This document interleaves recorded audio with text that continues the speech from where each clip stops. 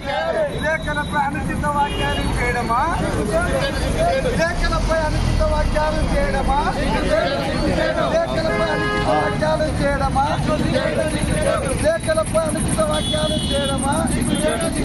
విలేకరులపై దాడులు వెంటనే ఖండించండి. విలేకరులపై దాడులు వెంటనే ఖండించండి. విలేకరులపై దాడులు వెంటనే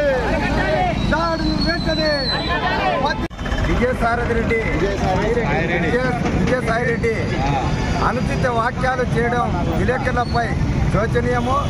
విజయసాయిరెడ్డిని వెంటనే అరెస్ట్ చేయాలి.